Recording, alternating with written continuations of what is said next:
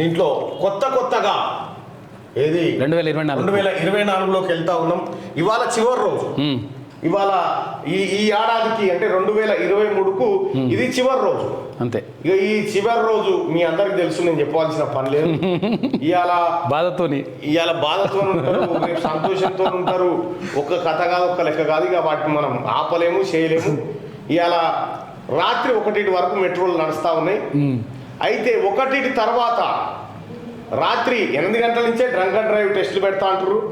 అలాగే డ్రగ్స్ ఏమైనా తీసుకురాని మూత్ర పరీక్షలు కూడా చేయబోతా ఉన్నారట. అంతే. తస్మాత్ జాగ్రత్తగా ఉండండి. ఇటువంటి 31st ఈ ఒక్క రోజే కాదు, చాలా రోజులు వస్తాయి, చాలా రోజులు పోతాయి. కానీ మీరు జాగ్రత్తగా ఉండండి. ఎటుకుడుక 31st నైట్ అని బండ్లు వేసుకొని ముగ్గురు నలుగురు పోయి ఆయన దుంకి పడి సచ్చారు. ఆ ప్రయత్నాలు చేయకండి. నిమ్మలంగా ఇళ్ళల్లో ఉండండి. చాలాసార్లు జరిగినాయి ఇవి, చాలా జాగ్రత్తగా ఉండండి.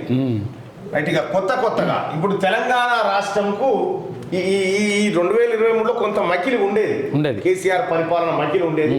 సో ఇప్పుడు ఫ్రెష్గా 2024 నుంచి ఫ్రెష్గా కాంగ్రెస్ పార్టీ ఇప్పుడు ఎవరైనా కేసీఆర్ ఏం గుడ్ న్యూస్ చెప్తుండే 31st రాగానే వైన్స్ ఇంకొక 2 hours పెంచుకోండి, టైమింగ్ పెంచుకోండి.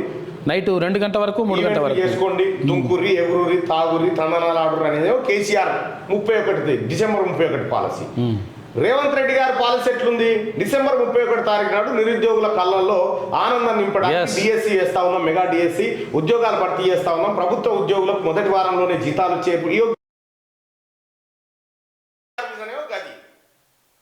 ఇప్పుడున్న ముఖ్యమంత్రి గారి విజనే ఇది. విద్యను బలోపేతం చేయడం అంటే భవిష్యత్తును నిర్మించడం, అంతే కదా. ఈసారి విద్యకు కూడా బలంగా నిధులను కేటాయిస్తుంది ప్రభుత్వం. ఖచ్చితంగా విద్యకు, వైద్యానికి అత్యధిక ప్రాధాన్యత ఇస్తుంది, నో డౌట్.